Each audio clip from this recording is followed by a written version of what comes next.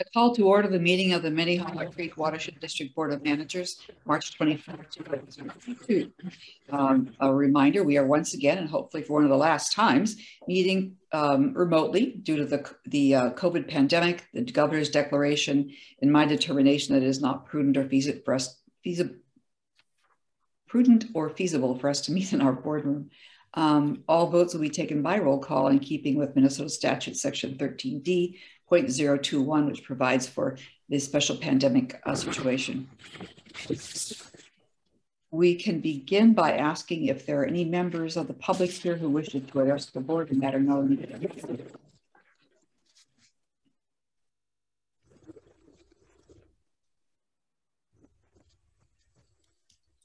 President White? Yes. There's a gentleman, William Broman, who just joined the meeting, but he may be here for the permit. So he just joined as you were calling for comments from the floor. So if maybe you want to reissue that call.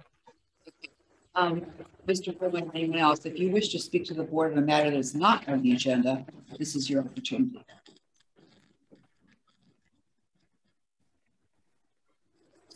I know I am here as part representative for the development project on France 50. So excellent. Okay, we will. I need a motion to approve the agenda. I'd like to suggest, however, that we do take up section 13 before section 12 because of the closed sessions we anticipate having. Is there any problem with that? With that change, is there a motion to approve the agenda? Move approval. Thank you, Manager Miller. Hedgemati, second. Thank you, Hedgemati. Then taking a roll call vote. I had forgotten to take attendance by roll call.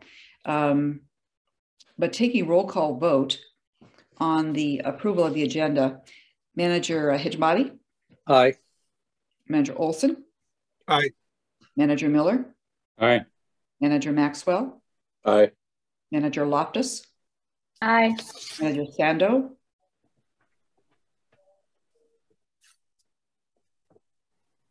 Manager White is here also. So we have 6 of 7 present and 6 of 7 voting for approving the agenda.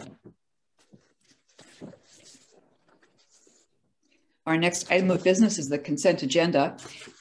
We have approval of the minutes of the March 10th board meeting and the 3 check registers for the general checking account, surety checking account, and wire transfers, and no resolutions this evening. Is there a motion to approve the consent agenda? So moved, Hedgemati. Thank you, Manager Hedgemati. Is there a second? Maxwell, second. Thank you, Manager Maxwell. Voting on to adopt or approve the consent agenda. Manager Sando? Manager Loftus? Aye. Manager Maxwell? Aye. Manager Miller? Aye. Manager Olson? Aye. Manager Hedgemati? Aye. Manager White votes aye. The consent agenda is approved. Okay, Mr. Sando has a screen open. Okay. On the for board update, I would just say that the meetings that Mr. Whisker and Joel and I are having with the South Minneapolis legislators have continued, and the Minneapolis liaisons are getting regular briefings from staff.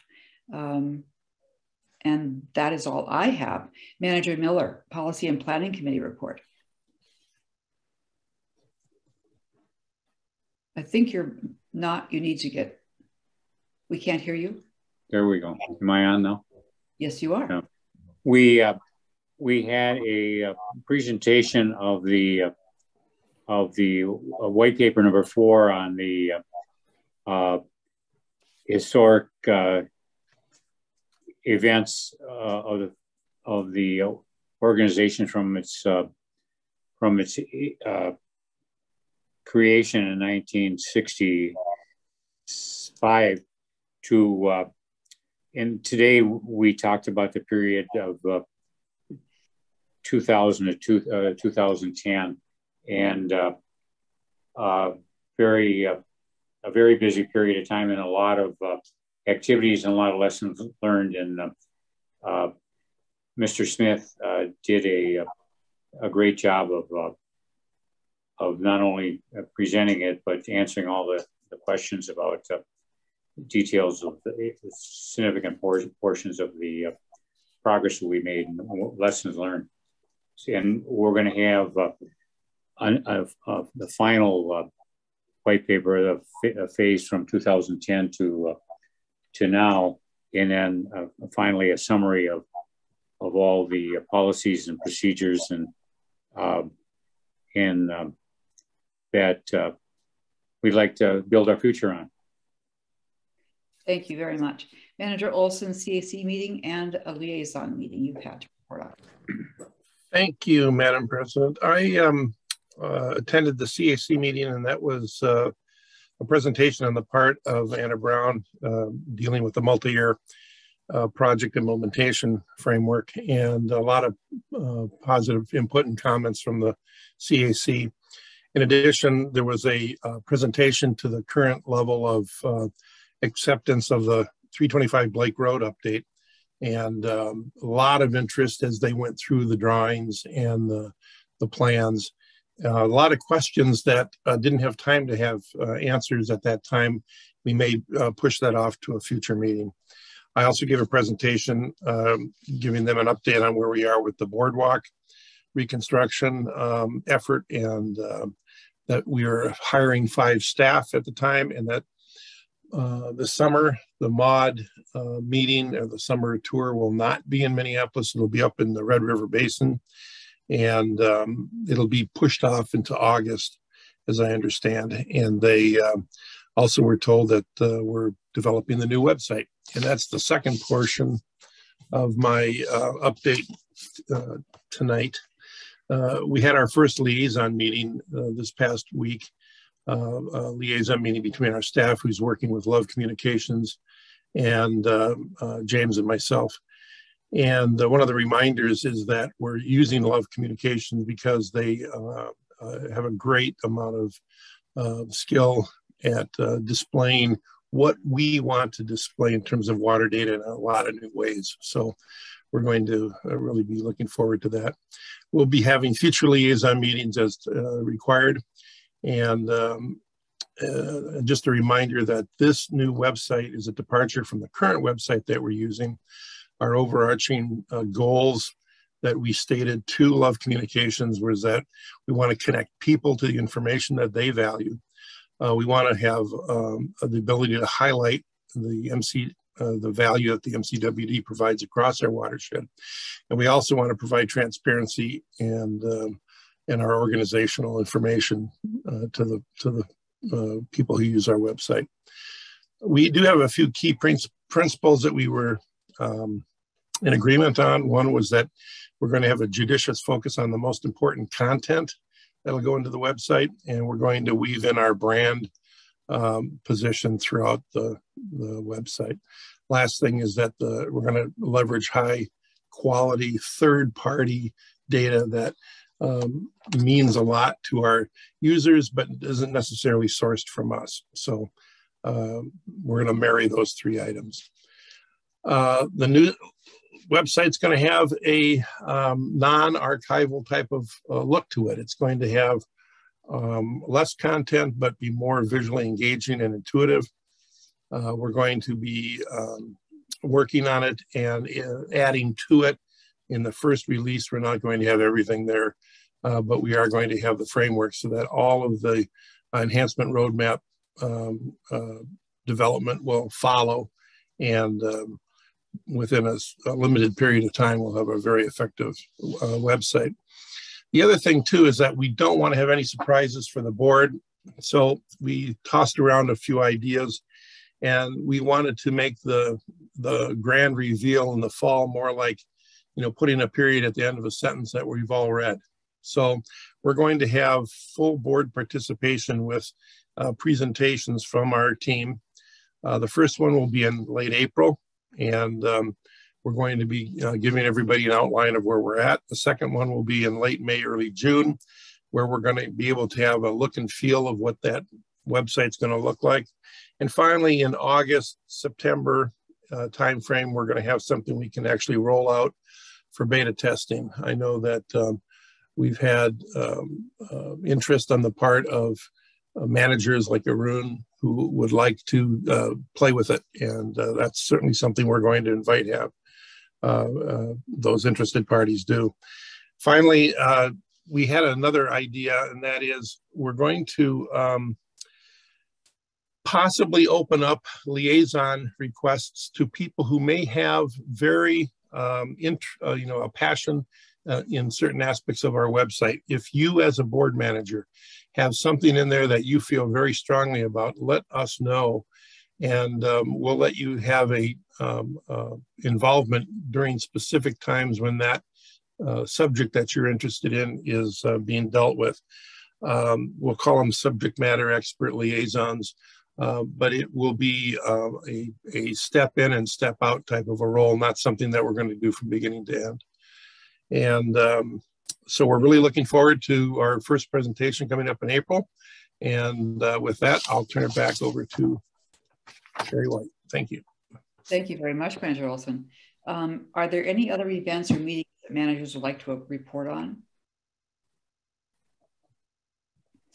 The upcoming meetings are printed in the agenda.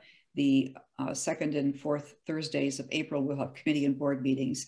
And then the Metro Mod meeting is April 19th, and Manager Sando is the designated liaison there. Other managers are welcome to attend as well. If it appears that we are going to have more than 3, we should notice it. So maybe keep Ms. Johnson informed if you would plan to attend. Now our next item of business is a permit. We have permit 21-684. Mr. Rote. Thank you, President White and Board of Managers. Just before I start the presentation here, I'd like to confirm everybody is able to hear me. We are. We can. All right, perfect. Great.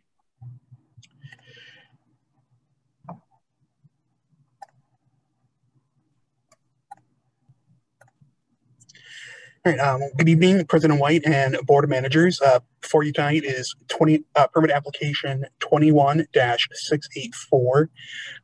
This project is a redevelopment at 4901 through 4921 France Avenue South in Minneapolis.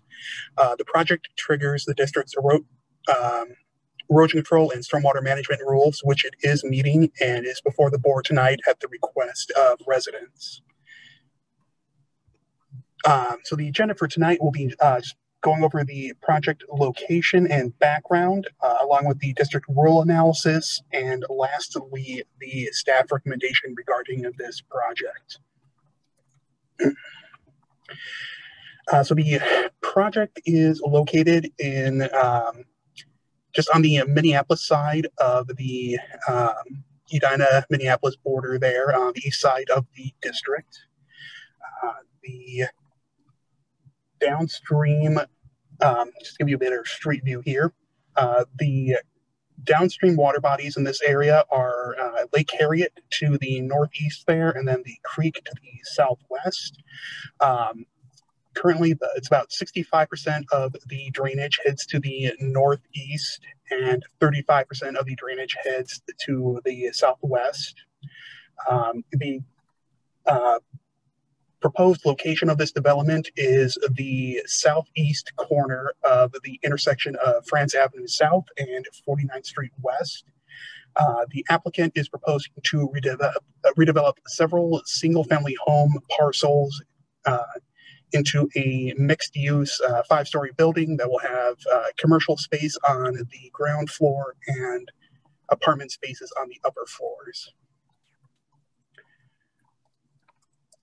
In terms of so as previously noted, the project triggers our erosion control and stormwater management rules. The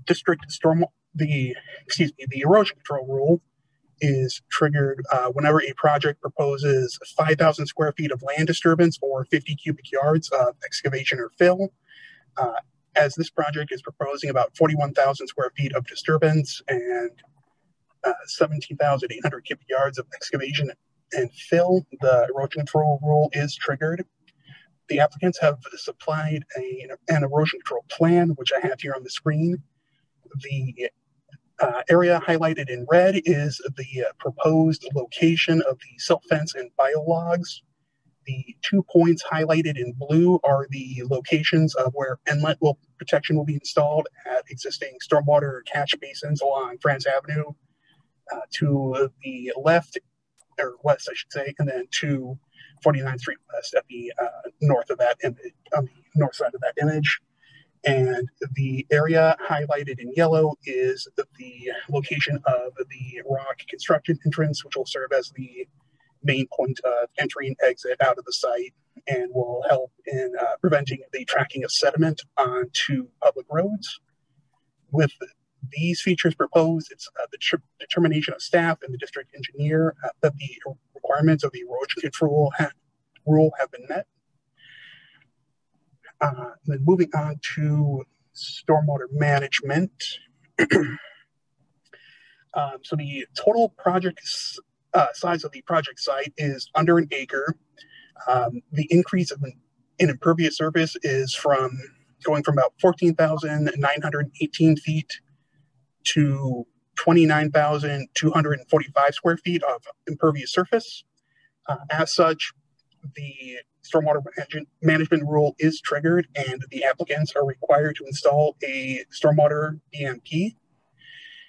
For this project, the applicants are proposing a filtration basin, which I have highlighted here in light blue, that will receive runoff captured from the roof of the building that will be transported to the basin through a series of roof drains and downspouts, and will eventually discharge into the existing storm sewer system. It's the determination of staff and the district engineer that the proposed BMP design is in accordance with the requirements set forth under the MPCA Stormwater Manual. And the applicants have also provided the 2 feet of freeboard between the high water elevation of the BMP and the low floor opening of the proposed structure. In addition, while not technically needing to provide so, the applicants have demonstrated that their design does also provide rate control to the 2 points of discharge at the site, which would be to France Avenue South and 49th Street West, and do demonstrate a reduction across each storm event.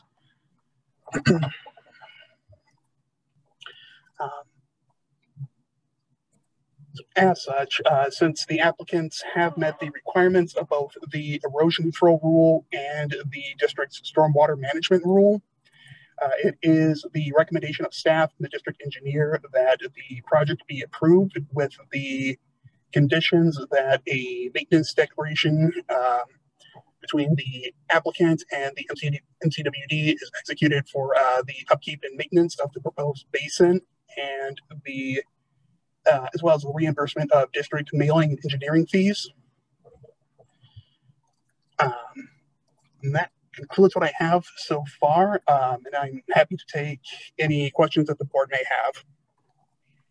Thank you, Mr. Roach. Let me ask if there are members of the public here who wish to speak to the board about this permit before we take it under consideration. Mr. Roach, I know from your report that there were issues that were raised that were outside our rules, and you've covered those in the report. That is correct, yes. Yeah, the concerns that were raised that were outside of our jurisdiction were mainly in relation to zoning and land use. Thank you. Is there a motion to adopt approve permit 21064? I'm sorry, I'll get it right. 21684. Move approval. Thank you, Manager Miller. Is there a second? Hejmati, second. Thank you, Manager Hejmati. Any discussion before we vote on this permit? Yeah, Manager Miller and Manager Loftus have their hand up. Sherry. Thank you, Manager Miller. The chart that Will showed, can you go back to that? Yeah. This one? Yes. I just a minute. I gotta Okay. It shows that on all events, the cubic feet per second will be reduced from what's currently happening on that site with all those single family homes. Is that how I'm reading that right? That is correct, Manager Miller. Okay. Thank you. Thank you. Manager Loftus. Thank you, President White. To follow up on Manager Miller's question on this chart, I appreciate that the applicant's able to meet or actually reduce the runoff rates, but their engineering study said they weren't able to satisfy all the water quality and volume control desired by Minneapolis, or that it wasn't feasible. Is that not relate to this chart, or is this chart not measuring also the water quality and the volume control? If you know. Thank you for the question, Manager Loftus. And Chris, if you'd like to jump in here too as well. So yeah, to clarify, this table is specifically referring to the peak rate runoff across the site. And in regard to the stormwater report that was included in the board packet, after the materials were uploaded to the district site, staff did continue to work with the applicant's engineers in order to get to this point. So I guess to better answer that question, this is the more recent information that's been provided by the applicant. Okay. Well, I could jump in here, Manager Loftus. As part of our rule requirements for smaller sites like this, we do require a BMP as far as our rules. They do meet those requirements, but as part of this too is they have not gone through the city of Minneapolis requirements as well too, and we'll be able to be meeting some of the water quality and volume requirements. We did though go back and look at water quality as a part of this project and how the applicant modeled that. They do end up through the modeling reducing loading coming from the site by 1/2 pound with the revised modeling. And then as part of the water quality, the abstraction component, they will be addressing through the city of Minneapolis requirements. But as part of the district's requirements, the BMP meets our rule requirements associated with that. Okay. Mr. Meehan, is that typical to go through us first before meeting the city requirements? Because I guess that is of concern to me that typically, Manager Loftus, it's typically more so we are the latter of that, right? And so this one is a little unique, and that's why I think we've been going through the process to Will's comments. The updating of the component of this project has been in process. Okay. And then, Will, you had shared the square footage of the hardcover, but do you have that by percentage? I guess I'm just used to mentally processing them as a percentage of the site area. Or what percent increase it is of the existing and proposed?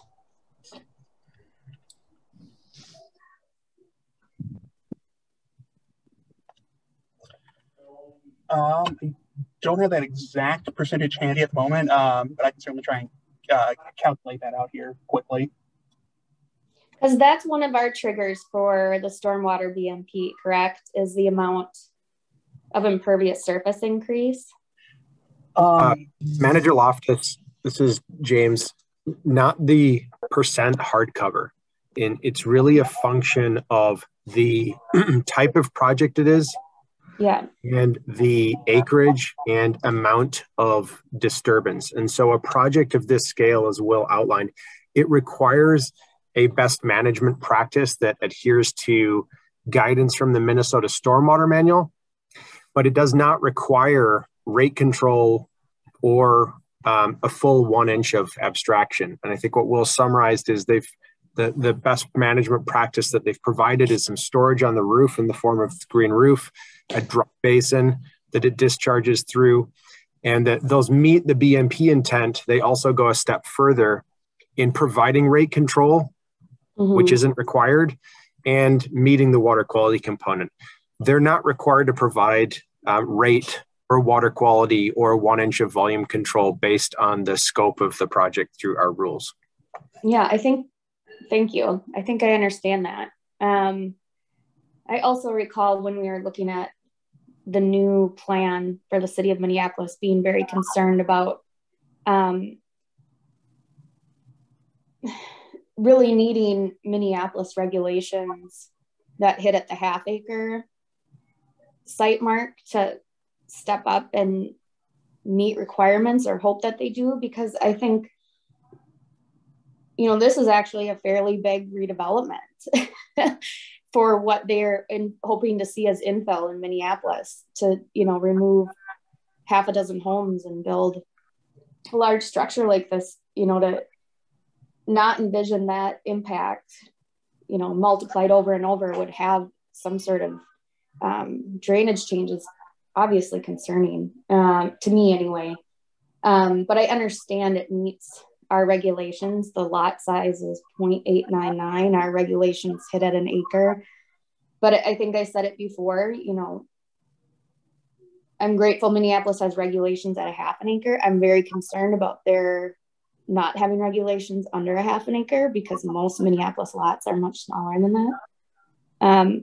So I guess I would just ask that, this permit condition, it certainly I don't think should be approved before Minneapolis approves their plan. I'm not quite sure that we should be approving a permit before the plans are finalized with the city.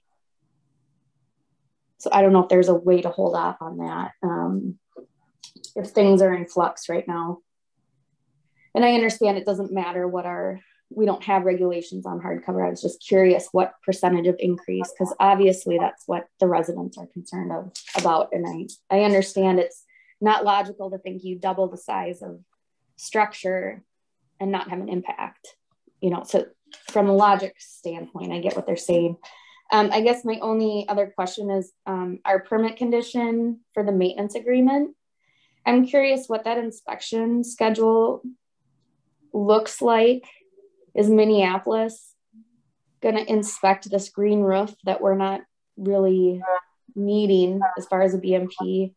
I couldn't find a schematic of the dry basin, so I'm curious what exactly you're inspecting when you're out there, and then what the remedy steps are should they not maintain it. I'm not interested in getting in a big legal battle with them to maintain it, and if the site is somewhat near public access, so we could gain access should we ever have to if they're not maintaining their site, which hopefully we never get to that point. But so I guess I understand where we're at. It's frustrating for me, or I feel like there's really big gaps with where Minneapolis went with their comp plan and what impacts that might have on stormwater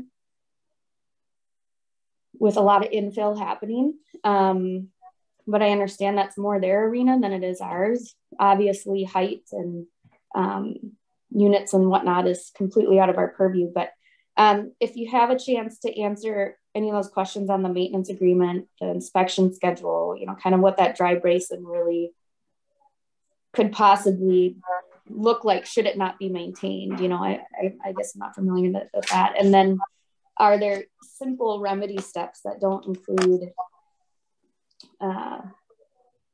expensive legal action? And that's it. That's all my questions. Thank you. I do see that Manager Miller has a hand up, but first, is there a response to Manager Loftus's questions from staff or others? Yeah, Manager Loftus, President White, I can jump in on the impervious component of it. The site started out at 46% and it's going to 90%.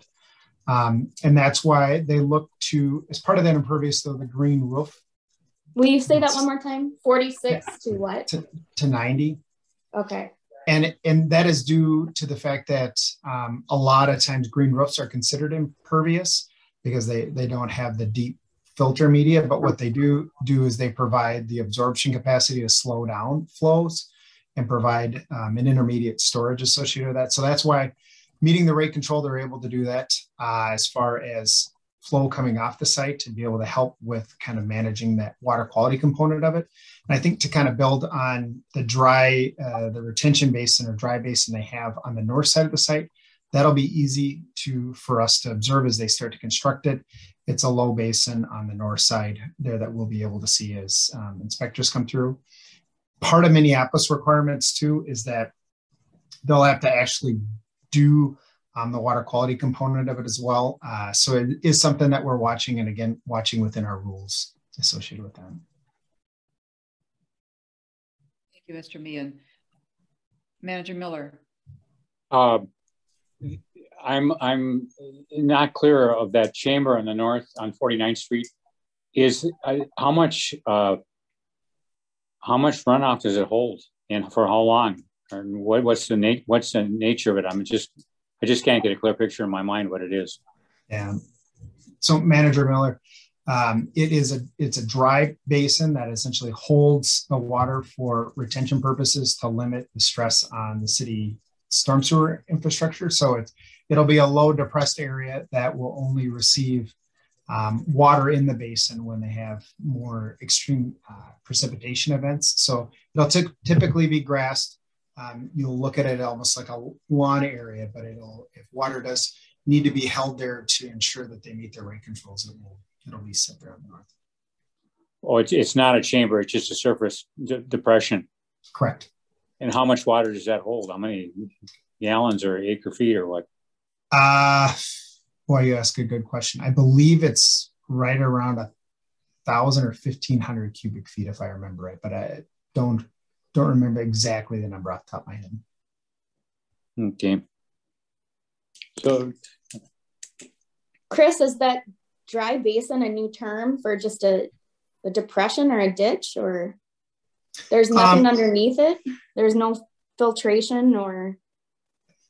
So what it is, it has an ability to hold the water that comes off the site. It doesn't have a filtration component to it, much like a stormwater pond doesn't necessarily have a filtration component to it. It's meant to hold the water and allow it to come off the site at a controlled rate and allow it to have a little bit of settling associated with it. It does have an under drain, so there is a little bit that comes along with that as well. So the only real maintenance concern then is filling it in. I'm sorry I missed that, but I saw James nodded, so I'm going to assume that.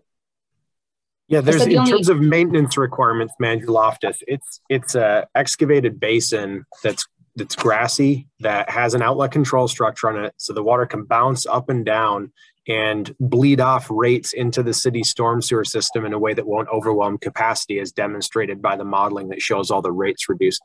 Underneath the basin, it does have a drain tile with a sock around it, but it's not really there for filtration or infiltration. So there aren't, from an inspection basis, you were asking, are there big maintenance concerns? I don't think there are. During construction, is the basin going to be constructed as designed?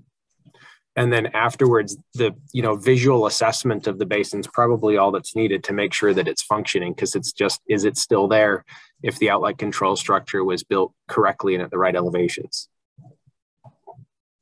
So you just have to make sure they don't get tempted to fill it in and make it like an area for people to sit and hang out in. Yes. Okay. So pretty simple inspections. Yeah, there's not much to it mechanically. Which is why I couldn't find a schematic of it. Sure. I'm sorry, Roman, I can't remember your name, but go ahead if you wish to speak. I see your hand is up.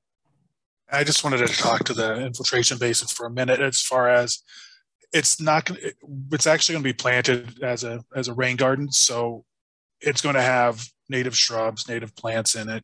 It will be irrigated, so in the times that it's not,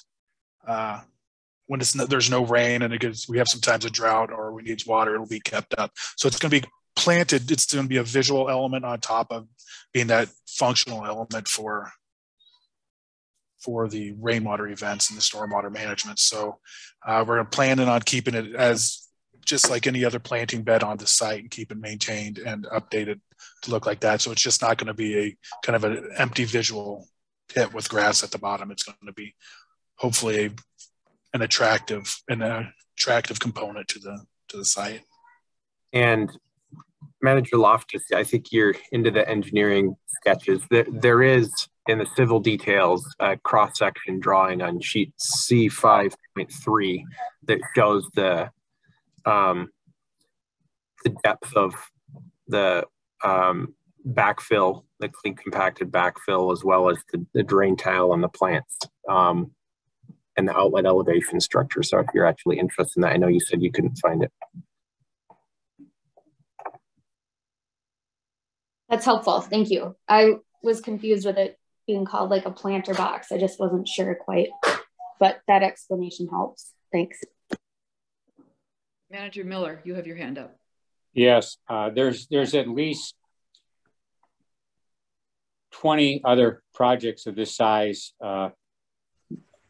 proposed in various areas of Minneapolis. There's another one like it just a couple blocks away on 50th and I think it's Xerxes. So this is going to start taxing an already taxed subwatershed district there with that pipe shed problems that already exist. It's going to be interesting to see how the city correlates the upzoning with all the water problems that it's been created, because it's a lot less impervious or pervious surface is going to be in this neighborhood in just a few years. So. Anything else? Then we'll move to voting on approving. President White, I just want to jump in very quickly. Your mic kind of all meeting has been very quiet, so I'm not sure if you could lean in a little bit. Others may be having trouble hearing as well. Thank you for letting me know that. Calling for a vote on the permit. Manager Miller? Aye. Manager Olson? Aye. Manager Sando? Manager Loftus? Aye. Manager Hejmati? Aye. Manager Maxwell? Aye. Thank you. The permit is approved. Is that better for my volume, Mr. Whisker? A little better, but it's quieter than usual. Huh. Mr. Whisker, what is the appropriate venue or method to convey concerns to the city of Minneapolis about this sort of, I mean, you know, I was reluctant. I mean, it's not this specific applicant's fault and they're meeting our requirements. So, I mean, I feel like they should have a permit from us, but at the same time, I have a lot of reservations about it, but they're not in my wheelhouse. So what's the appropriate way to let them know exactly what Dick said? Like, you know, are they hopefully really analyzing this being repeated over and over? And issues are a lot easier to address with new construction than in 5 years. And they've got all kinds of water problems exacerbating their existing ones. So I mean, I'm not trying to tell them their business, but I'm curious if there's a way to tactfully ask them the right questions. Yeah, but I don't know that I would have, I think I might want to actually think about that and come back with a more intentional answer. And also just get a better sense of what your specific concerns are. Since this site does fall within that window of being captured by Minneapolis regulations, since it's above half an acre. But if generally speaking, the concern is how is Minneapolis tackling sites that are below our regulatory threshold as a regional agency, as it relates to runoff rates and volumes and their 2040 plan that's pushing density. I think relaying the findings from the upzoning study to new leadership at Public Works, because their whole Public Works department has had turnover in surface water and sewers, as well as at the leadership level in public works, would be one place to start. And another arena in which we could tactfully relay the concerns with the grid that really are the city's business, as you mentioned, but come through us in these permitting instances, would be a summit that's being planned between the board's liaisons to Minneapolis, President White, Manager Miller, Manager Hejmati, along with park board commissioners and 3 ward council members, 2 of whom a chair and vice chair public works committee, and are working with us on rolling out the Nokomis white paper, but are also very interested in talking about stormwater management in a complementary fashion of regional improvements in downstream areas and around the parkway, the point of discharge to surface waters, as well as in the grid. And I know that this is something that park board commissioners have raised, new incoming park board commissioners have raised as a concern, right along the same lines that you're raising. So I think that those would be kind of 2 immediate answers, but if you wanted something a little bit more focused or sophisticated than that, I'd want to give it some thought and come back. And we are planning, Manager Loftus, at our next Operations and Programs Committee in April to bring back, as part of our multi-year capital improvement plan discussion. We've worked through 6 Mile, we worked through the Greenway. The next area that we want to have conversation is around Minneapolis and what we could accomplish and what some of the relational steps are that our liaisons and staff are taking to build a coalition and raise awareness and generate a more integrated strategy to managing for quality and volume and flooding through the lens of climate in the immediate future and leading out over the next 6 months. That could be just an immediate place where I could return with a little bit better answer, and there'll be context. Just a minute. Okay. Oh, Arun was jumping in there, but he's just having a sidebar. So in April, to wrap up my long-winded answer there, Manager Loftus, in April, we'll be coming back specifically to talk about Minneapolis as well, but those would be my first 2 thoughts, is to use that upzoning study as a point of conversation through the existing points of engagement we've got with Public Works leadership and Minneapolis council members that sit on committee leadership positions for Public Works. Thanks, James. You're always 2 steps ahead of me and make it sound a lot better when you recap it. So thank you. I just want them to, my concern is it becomes cumulative and it gets bigger and then it becomes a regional problem. Therefore, my interest in it. I'm not interested in telling them what they did is right or wrong or what they're doing is right. I see, like you said, some of the projects going on in Minneapolis, and I don't know that, yes, these are smaller projects, but a half a dozen of them, I don't see how that helps some of those issues we're facing. So I like what you're saying and your approach to it, and I appreciate your response. Thanks. Well, we can definitely, like I said, come back in April, have pick this conversation up where we're leaving off. But I think the intent of our existing points of engagement is to talk about the city district park board's coordinated strategy for managing water and increasing volumes of water through the lens of climate. And we know that that has to be balanced between activities that are taking place in the grid publicly, as well as how the city is regulating activity up in the grid, and how that complements other work that we might be doing at a larger, more regional scale to make integrated, coordinated capital improvements with the park board in the city. So we can keep reporting back on that once the liaisons have their summit and initial points of contact with the park board in the city of Minneapolis. Thank you, sir. I see Ms. Schaufler is ready. We'll move to item 11.1, which is resolution 22015. All right, good evening. Doing a screen mic check? Yes. Perfect. Good evening, Chair White, Board of Managers. Tonight, staff is seeking authorization to execute a contract for engineering and design services for the reconstruction of the Minnehaha Preserve Boardwalk.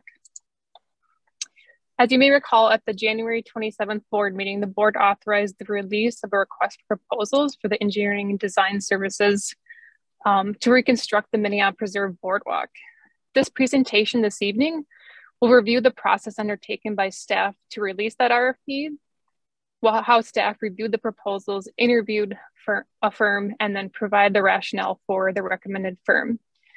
If the board has questions on the RFP process and the proposal that was provided to the board via email, I'm happy to take those during this presentation. However, if the board has questions regarding the present litigation on the boardwalk, please hold those, and those can be addressed later in closed session. So next, I'm going to walk you through the RFP process.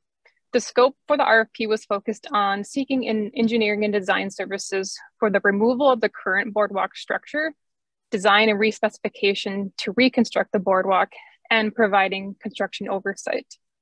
The major tasks outlined in the RFP were project design, coordinating with watershed and SRF staff, assisting with permitting, developing a bid package and supporting the watershed while the project is out to bid, and then overseeing removal and reconstruction of the boardwalk.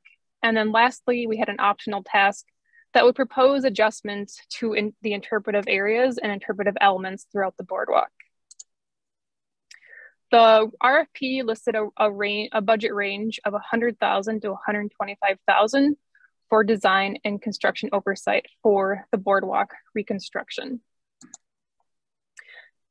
The RFP process unfolded on the following timeline. On January 31st, the RFP was released. We posted this on the Watershed District's website, and then also shared it with approximately 24 local firms across the metro. Because of the ongoing litigation, we had a mandatory RFP informational meeting on February 9th, in which 3 firms attended. And then by March 1st, which was the proposal deadline, 1 firm submitted, which was SRF Consulting Group. On March 10th, district staff then proceeded to interview SRF on their proposal. So next, I'm going to walk through the reasons why staff are recommending the selection of SRF Consulting Group as the engineering and design for the boardwalk reconstruction. Through both their proposal and interview, SRF demonstrated a comprehensive project understanding, and they also have extensive experience designing major boardwalk systems throughout the Twin Cities metro. So pictured here in the top right is the Three Rivers Park District Boardwalk. It's part of the Crystal Regional Trail up in Robbinsdale. And pictured on the bottom right is the recently completed project done by Carver County along Highway 5 Regional Trail. In addition to having experience designing boardwalks across the metro, their team also demonstrated a thorough understanding of different wood types and treatments. Additionally, given that Stantec could not submit a proposal due to the ongoing litigation, Chris Meehan said he'd be willing to talk a bit about SRF's ability and skills and qualifications for this project. So I'll pause now and let Chris chime in. Thank you, Tiffany. Yeah, managers very familiar with SRF Consulting Group. They're very well known for their engineering skills, ability to do this type of work. As their proposal demonstrated, they've been successful at doing this across the metro and actually across the Midwest. And so I think the district will be in good hands with the team that they have. They're familiar with the needs of this project and the direction the district wants to go. And I think there's a tremendous amount of alignment there. So I think as Tiffany asked me, are you comfortable? I'm very comfortable with SRF as a group to help out on this project. Great, thank you so much, Chris. And lastly, their cost estimate for the required tasks fell within the proposed budget. So continuing on the thread of budget, SRF's cost estimate for tasks 1 through 3, which are the base tasks, came in at $123,232.50. And the optional task 4 came in at $12,204, which brings the total cost to $135,472.50. So in addition to the base task, staff is recommending the optional task for the interpretive elements also be included into SRF's contract, as this will serve to support the user experience, including looking at options to provide shade, more benches, and assess wayfinding across the site. And SRF's contract would be funded through the district's projects, maintenance, and land management program budget as part of the boardwalk reconstruction line item. So I'm going to end with next steps, which is with the assumption that the board approves the contract tonight, we would have a project kickoff in April. And we would also work with SRF to evaluate the existing boardwalk conditions, and then would plan to bring back a recommendation on if we plan to keep the boardwalk closed or reopen it based on SRF's assessment at the April 14th board meeting. And then from there, SRF would get to work. We'd bring 75% design back to the board at the May 26th meeting, turn around and a month later, bring back 100% design presentation to the board on June 30th. And then in July and August, request construction bids. And then SRF's preference is to oversee construction over the winter. So that would take place between November and March. In conclusion, staff is seeking authorization for the district administrator to enter into a contract with SRF Consulting Group for engineering and design services for the reconstruction of the Minnehaha Preserve Boardwalk. And with that, I can take any questions. Thank you, Ms. Schaffler. Is there a motion to adopt the resolution? Heshmati. Thank you, Manager Heshmati. Is there a second? Miller. Thank you, Manager Miller. Any questions or comments before we go to vote? Any discussion? Manager Loftus. Yeah, I had a question on task 4, the interpretive elements. Give a brief explanation that it would be looking at additional wayfinding, additional benches or shade. I'm curious what kind of complaints you've received or observations you've had to make you think this would need $12,000 in design, and what it might mean for actual improvement costs after the design. Yeah, Manager Loftus, good question. We've certainly, I mean, if you've been out to the site on a hot day, a lot of parts of the boardwalk are pretty limited with shade. So through this process, not only looking at if there could be shade provided via structures, but also looking at using vegetation as well, and taking a fresh look at that. And then we have heard, you know, a lot of people don't really know where the preserve is or where it goes to. I mean, that's a pretty common thing we've heard from users. They kind of stumble upon it or don't know, you know, that it connects down to Methodist. So certainly have an opportunity to improve wayfinding throughout. And then they had some good suggestions. You know, I know the board has discussed removing one of the kind of bench seating areas closer to the Excelsior townhomes. They were also recommending that. So just trying to remove things that maybe are causing more of a maintenance headache, and then also looking to supplement areas to help the user experience, whether it's shade, and then understanding how to access and use this site. Did I answer your question, Manager Loftus? It does. Any word or any guess on why we received one bid? Is it just specialized or timing, or no word on the street? Anything? A good question. Something we asked ourselves, and I think it's a few things. I think, you know, 2 of our normal firms that would bid on it couldn't because of litigation. So Stantec and Damon Farber. And then also it's not a huge contract for the cost of the actual construction itself. So I think that was maybe most people just weren't interested in taking that on.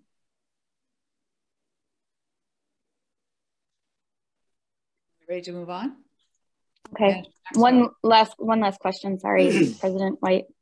Mm-hmm. Is there any other way to differentiate the task number 4? I understand that first 3 tasks is essential to having a workable public asset with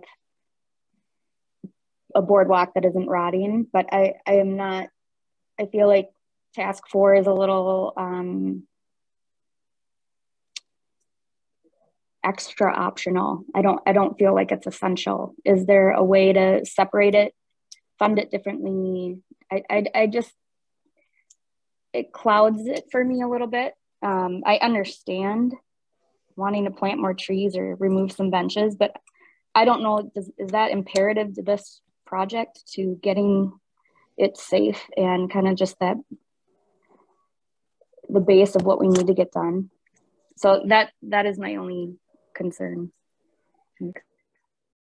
Yeah, Manager Loftus, I think if, looking at it, if there are, which we do know there's one spot, it is that kind of bench area, or kind of a birding area that just is collecting garbage, frankly, and gets kind of, I think, graffitied pretty often. So it's just more of a maintenance headache. So I think I've heard some board members and staff in favor of getting rid of that. So if there's concern over cost of that optional task, maybe it's just we look at that element that it sounds like there has been some agreement on doing, and see if that number can come down. Otherwise, yeah, certainly it's the board's direction on how they'd like to move forward with that optional task, and if they just want to move forward with the base tasks of 1 through 3.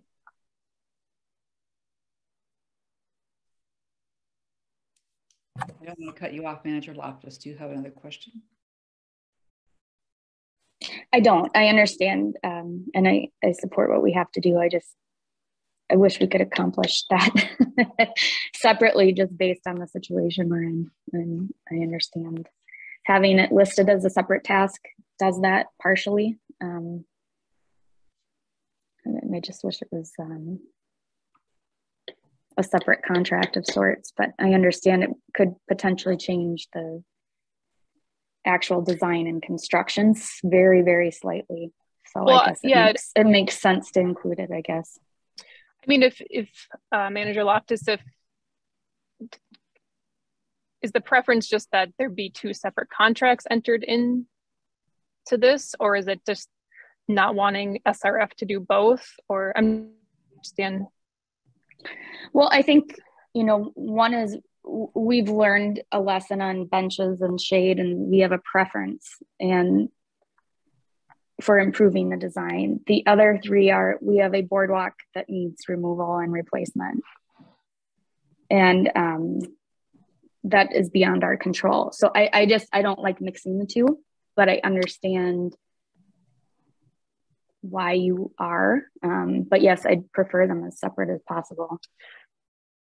Yeah, that's good insight. And when we had worked with legal counsel, Tom Radio and Chuck Holtman, they guided us to then have that as an optional task, and then had asked if firms did submit on that to provide a separate cost estimate, so we can differentiate that as part of the reconstruction and litigation side of things.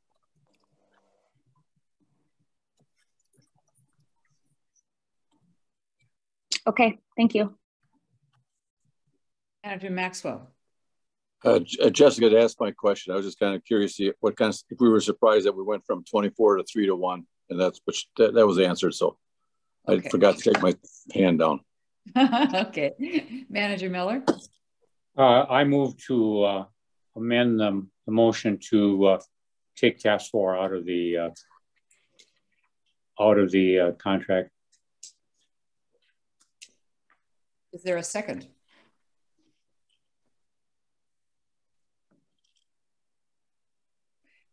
Motion. I'll second that. Sorry about that. I am open to it being a separate contract, or however else legal counsel can pursue it. President White? Yes. I'm not sure if you could see me. I was kind of waving my hand, but I'm not sure if you have me up on grid view. Yeah, I heard what Manager Loftus was saying, and if the preference here is just to have 2 discrete separate scopes of work, one related to the repair of the damaged and rotting boardwalk that has, through no fault of our own, in that base set of tasks of 1 through 3, we can certainly move forward. And it seems like that's the direction the motion is going with that, and just have that be the base contract. If there's a removal of an element, like that bench area, I would assume that we're able to roll that in to the base design with SRF. Task 4, the optional task of wayfinding, the shade structures, plantings, I think it would be a kind of a relatively easy step to, if the board's interested in that, bring that back as a separate piece of work. So they're entirely separate. So as part of the motion that's on the table, I think's been seconded, it would be good to hear, do you just want to remove that? Or is there interest in that coming back as an entirely separate piece of work? So we've got a clean break in the contract and a total firewall between the two bits of work. That would be helpful feedback from the board. Well, I appreciate the insight of people who visit there pretty often. And I wasn't sure how much of a grasp we had on like the specifics of the concerns, like areas that need to be removed. I don't know how much design work needs to happen on that. Not a lot. And vegetative shade is a tree, right? I mean, it's not. I don't know. So I don't know if those are a design exercise or us sharing what we've learned, and not altering the design much from what we're being required to do because of the rotting versus what we've learned needs to be removed. If you think there's 12,000 in design work and I don't know, it seems clumsy to me a little bit. I'll get to everyone whose hand is up, but I do want to start with you, Manager Miller, and ask you to clarify your motion to amend. Well, my motion is to take it out, and we can take it up as a separate action of the board. I kind of like the idea that the 123,000 task 1 through 3 is we're doing that because of the rotting and deteriorating boardwalk that needs to be replaced. In the task 4 is an improvement that we don't want to mix it into the same legal quagmire. Thank you, Manager Maxwell. No, I guess maybe I didn't take my hand down again. The sun is too bright where you are. You can't see it. Yeah, I know. Manager Olson.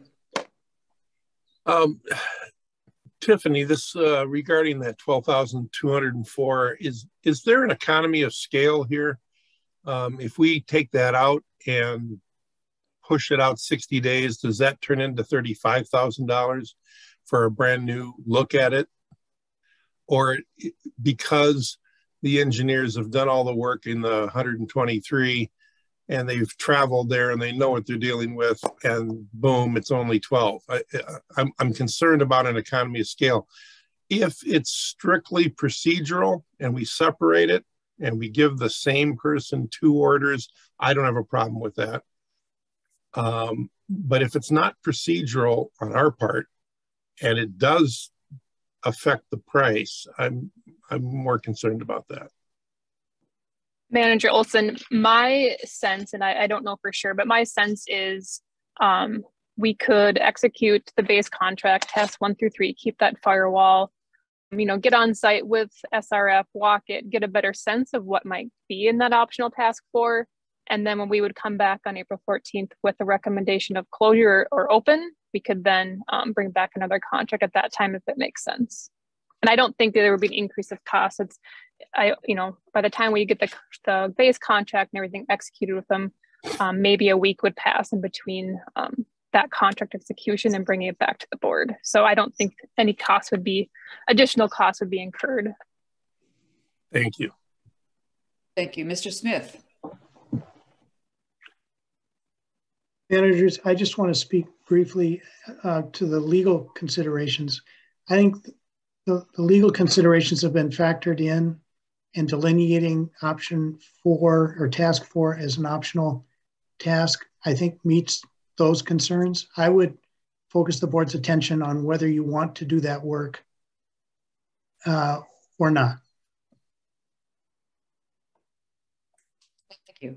Are there any other hands up?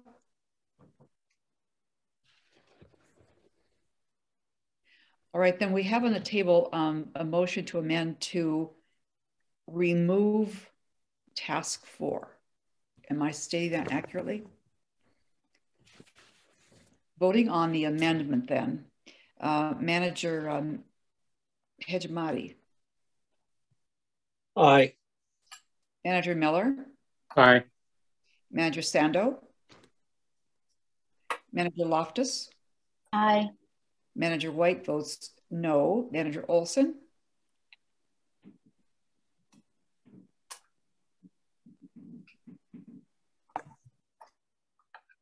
Sorry about that. No.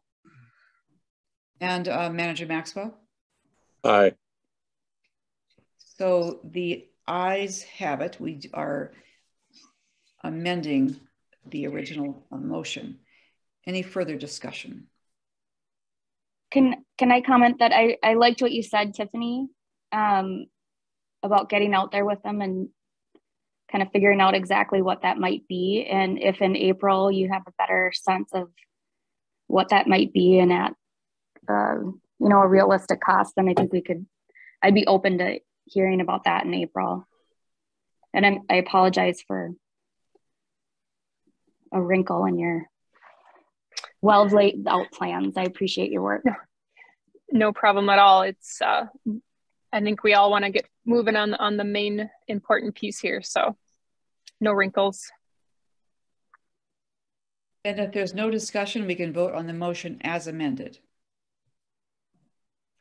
Manager Maxwell. Aye.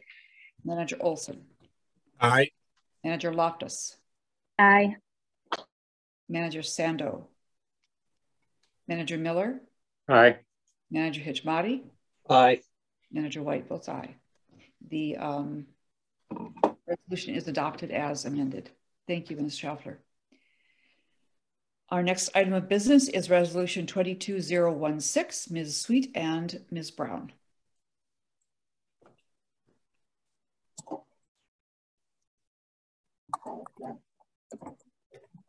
Okay, thank you, President White and managers. This evening, we are seeking approval of 3 contracts with WSB and Associates for carp removal on Auburn, Steiger, and Pearson Lakes. Jill, you can do the next slide. Thanks. We wanted to just take the opportunity in front of you to provide a brief update on the program status and the trajectory of closing out the Lessard-Sams grant. So I'm just going to provide a brief introduction and then turn it over to Jill to give you an update on where we stand on carp population, the proposals before you this evening, and then that request for board action. Next slide, Jill.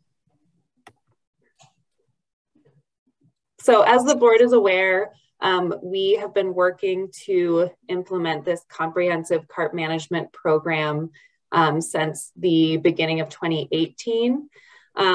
In the time that we've been working, we have completed the installation of utilities for aeration on 3 water bodies. We've constructed 4 permanent barriers, and since completing all of those infrastructure improvements, we've been really focused on removal to hit our population goals system-wide. The grant runs through June of 2023. However, our initial proposed schedule was looking to complete the full program of work in 2021. In practice, it's just taken a little bit longer to get the right rhythm of work with removals, to figure out the contracts, and it's extended the deadline. So at present, our 2022 work plan proposes to continue working on aggressive removals with the goal of closing out the grant in this calendar year. Jill, you can go get the next slide. So I just wanted to briefly show this proposed work plan. Like I said, we really want to focus a final removal push this spring, and those contracts that are in front of you tonight would accomplish our full removal goals. It's not the first time we've tried to pursue aggressive removal, so we may end up pursuing contracts past then. However, the plan for this summer is to do comprehensive system monitoring so that we can start to evaluate the lake response. So we'll be looking at updating all of our carp population surveys, doing vegetation surveys, and then looking at water quality. And all of this reporting data will be used to help create a robust reporting for the closeout of the grant. We'll then be working with our communications and engagement group to develop some communications materials that help tell the story of the program, both for the grant agency, for Lessard-Sams, as well as for other partners and agencies working on carp management. And this has us working towards a grant closeout in sort of late fall, early winter of 2022. So with that, I will turn it over to Jill to go through the specific program of work that we have in front of you tonight. Sweet. Perfect. So like Anna mentioned, I'm going to quick walk you through kind of where we're sitting with the carp populations across 6 Mile, and then walk you through some of the final removal contracts that we're going to be targeting this spring. So this here is a map from where we started with the carp populations back in 2017. Many of you have probably seen it before. The different colors represent the different carp populations, with the red color representing the highest level of carp. That is actually roughly above 500 kilograms per hectare, which is 5 times the degrading threshold. So you can see back in 2017, we started with quite high carp populations across all of 6 Mile. And then jumping ahead to the present, you can see our map colors have got a lot better. This data is from a few electrofishing surveys that we completed this last summer in 2021. And I'll draw your attention to Harley and Mud here. You may notice this has had a drastic improvement from 2017. We finally hit the targets out there just this January with a winter seine effort that we removed 6,000 carp just this January. But we started at roughly 21,000 carp. So that's a heck of a lot of carp removed out of that system over the past few years. So a big win that we're celebrating there. However, there are a few lakes here that we want to just kind of keep tackling. So the ones that we're going to be looking to do some removals this spring are East and West Auburn. We have had a few successful removals on these lakes in the past few years, but we just want to kind of keep knocking that down a little bit lower. Pearson's is on our list. You may notice back in 2017, we were in the green for that lake. That was due to the Lake Association on Pearson's doing removal efforts before we even got into the carp management game. And they actually removed a lot of carp and got that down below the degrading threshold. Over the past couple of years, that population has grown slightly. So we just kind of have that back on the list to do another removal attempt out there. And then finally, the third lake that we're going to be targeting this spring is Steiger. This lake, you may notice it is green. Last summer with the low water levels made the electrofishing surveys on this lake quite challenging. So I actually suspect the levels out there are a little bit higher. So we want to just, while we have the chance, get out there and try another removal attempt out there. Just looking at this map, you might notice that Zumbra is still in the yellow category. That's a lake that we've been considering, but we aren't going to be pursuing any more removal efforts out there. We've been kind of looking at the water quality and the vegetation on that lake. And right now, it doesn't appear that the current carp levels are providing any damage or degradation to that lake. And kind of in consultation with the DNR, we've determined that at the current moment, any management efforts that we pursue out there right now could possibly be more risky than the reward we would possibly see. So we're going to leave that one off the table and just focus on these 3 systems for removal attempts this spring. So jump ahead here. For the Auburns and Pearsons, WSB has submitted scopes to help us with stream trapping. Both of these locations are areas that we've seen a lot of carp move through the stream channels when they migrate. The concept of stream trapping being that in the spring when carp move to spawn, we can catch them in the stream channels as they move through by putting in traps or barriers or different things. For Pearson's especially, this is how the Lake Association removed all the carp back in the day. So this is definitely a good technique on that system. And I've been in contact with the Lake Association, and they're very excited that we're going to be trying that this spring, and they're ready to help us in any way that they can. For Auburn, we ourselves have tried to trap carp in the streams a few times with limited success. Some of the issues just in general with stream trapping can be that you put a barrier in the channel someplace, and as the carp migrate, they might hit that and then just decide to turn around and head all the way back to the lake. So WSB has actually developed this new push trap.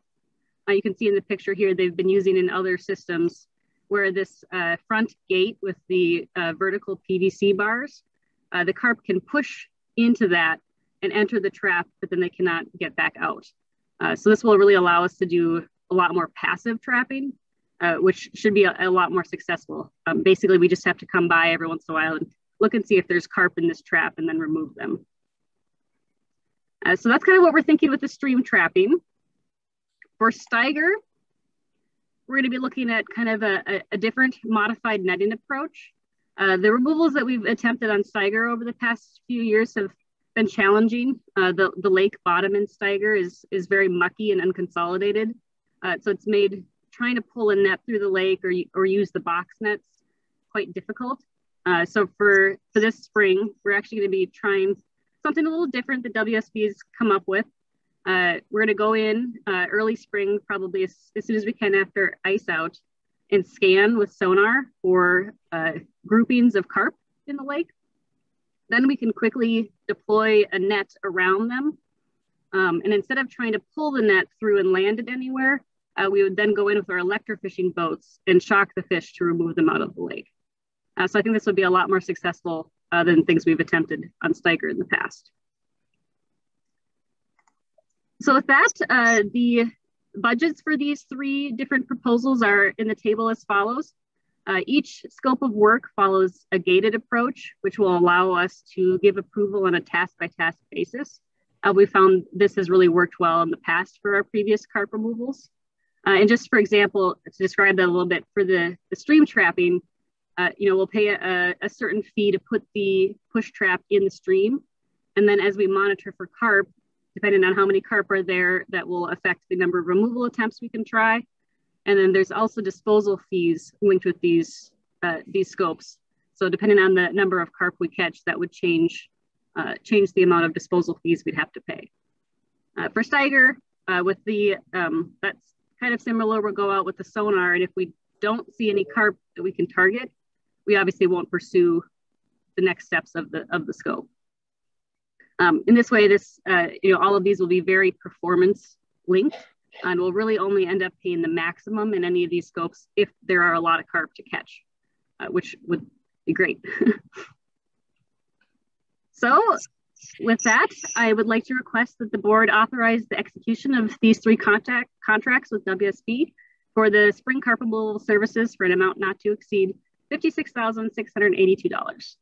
And I can take any questions. Thank you very much. Is there a motion? Move approval, Olson. Thank you. Is there a second? Hejmati, second. Thank you, Manager Hejmati. Any questions for either Ms. Brown or Ms. Sweet? Very well, then voting on the resolution. Manager Hejmati. Aye. Manager Loftus. Aye. Manager Maxwell. Aye. Manager Miller. Aye. Manager Olson. Aye. Manager Sando. Manager White votes aye. We have adopted the resolution. Thank you. Then as I said, we'll go to the section 13 items next with an update from Ms. Moran and Ms. Christopher on the Land and Water Partnership Program. A moment here while I share my screen.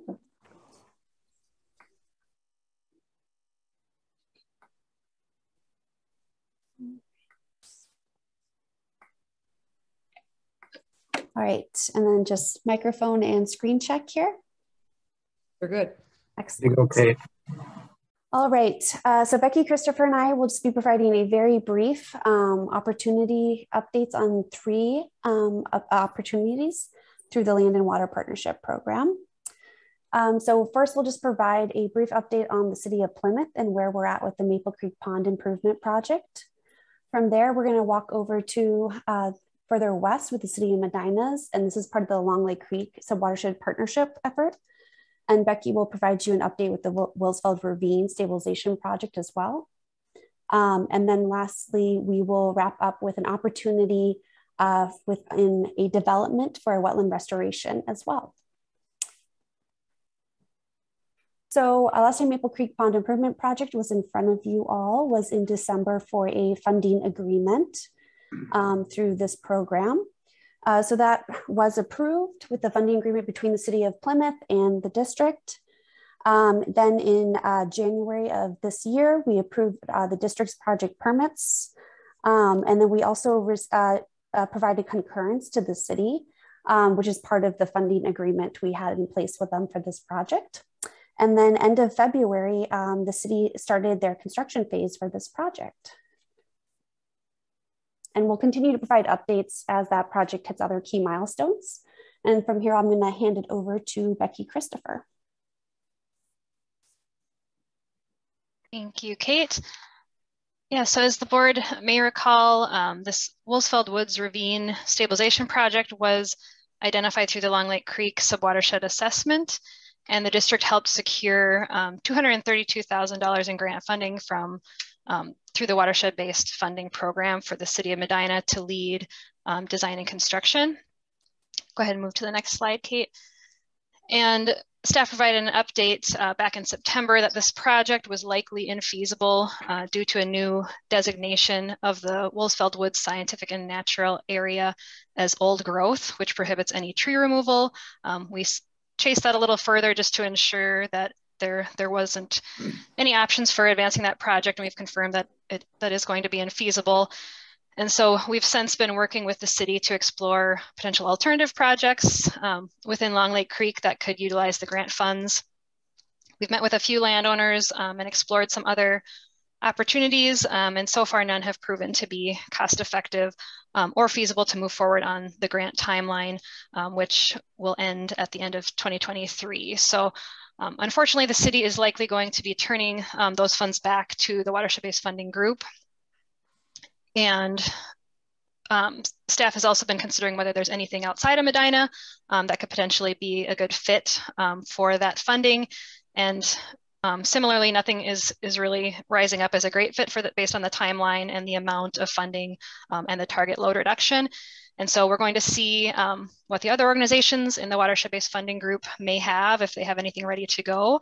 And if not, we will continue to explore other opportunities. We've got a few ideas, but they may require a grant extension or may have a lesser load reduction that the group would need to essentially sign off on. So we'll continue to explore that and report back if we are able to identify anything within the district to use those funds. Thanks, turn it back to Kate.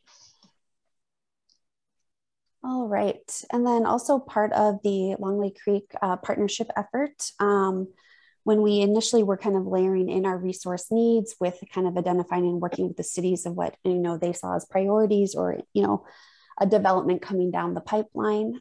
This was one parcel that was identified. It's located northeast of Holy Name Lake within the City of Medina. And so based off of that discussion, the city did come back once they hit kind of this early concept phase, which we are currently in. And with this, during the concept, basically 5 lots are being proposed on this site. And we saw an opportunity here because there was, 5 lots being proposed. We know that there was, previously tiled agricultural on this area, and we saw an opportunity for some wetland restoration. And then the site also then flows towards Holy Name Lake and is in part of the Long Lake Creek Subwatershed Partnership effort. And so with that, we gauged the interest of both the landowner, the developer, and then worked with the City of Medina. And there was interest to kind of explore this wetland restoration approach that also included some wetland banking. And so we worked with the district engineer and came up with this concept design.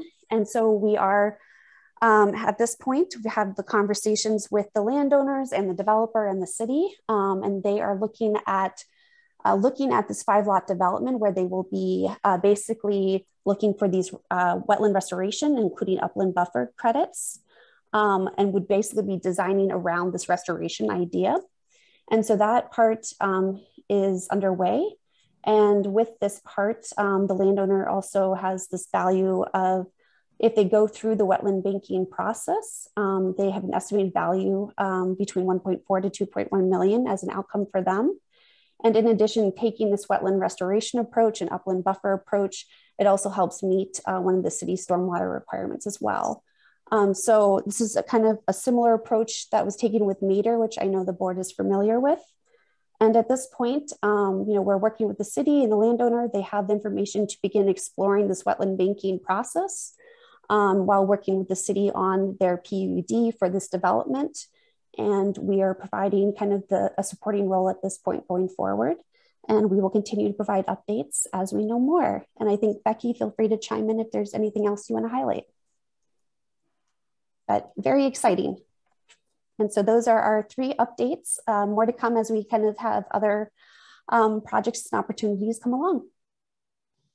Thank you so much. Do managers have any questions for staff? Manager Loftus. I just wanted to comment on the Holy Name Project. I think that's terrific that you found that opportunity and that you're providing technical assistance. I think that's we could see that happen over and over again in Medina and Victoria and some of those rural areas. That would be a big win. So great work.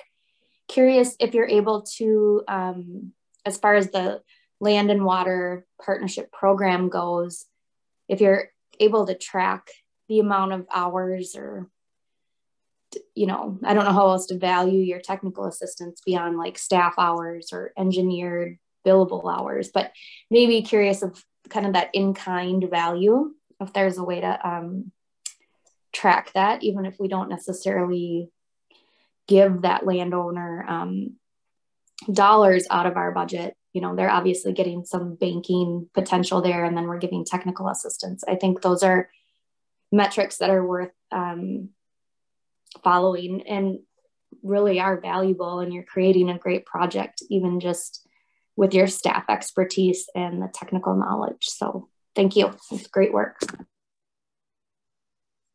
Thank you, Manager Loftus.